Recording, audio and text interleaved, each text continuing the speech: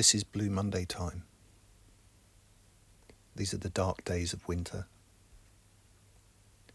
the darkest, coldest time of the year.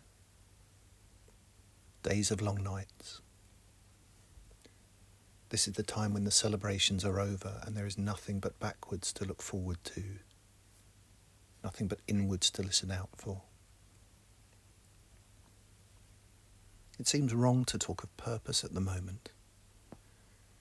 We often think of our careers when we think of purpose in our lives, but for many of us, stuck inside, unable to work, trying to find meaning in our current situation seems almost like a cruel joke.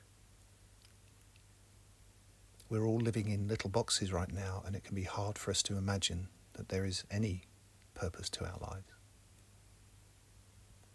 Our worlds are smaller, our time frames seem to stretch ahead forever. Yet weeks can slip by in the blink of an eye. But now is the time, and exactly the right time, to discover purpose. Because purposeful life is found in everything. If we're having trouble finding meaning in this quietest of times, then it's the time to look not at the big and obvious parts of our lives, our work, our family, our hobbies, but instead in the spaces between these building blocks,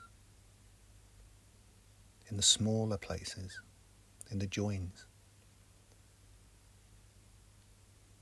The meaning and the purpose of our life is always there, present in everything we do. It's there in the way we wake up and go about our day. It's there in the way we pet our cats or we don't. It's there in the washing up. I mean, not literally, but it's there in the way we do that ordinary stuff. If we are failing to find a purpose in the lives we have at the moment, and it begins to trouble us, this is where we have to look deeper, to the silent, the quiet, the minute, to the easily overlooked moment. If we can look without colouring, and listen without adding story, attaching a voiceover, a soundtrack, about what we think we should be doing, where we think we ought to be, then deeper meaning might be found.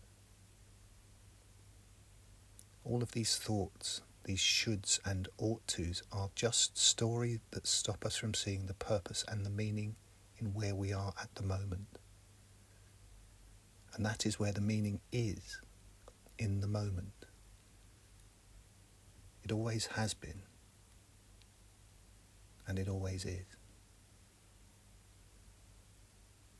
We are all living in little boxes right now, but that doesn't mean we have to suffer.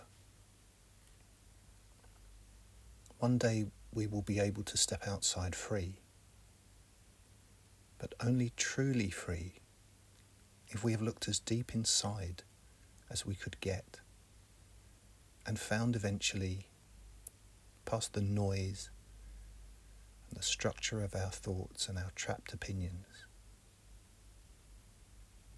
we found nothing to fear.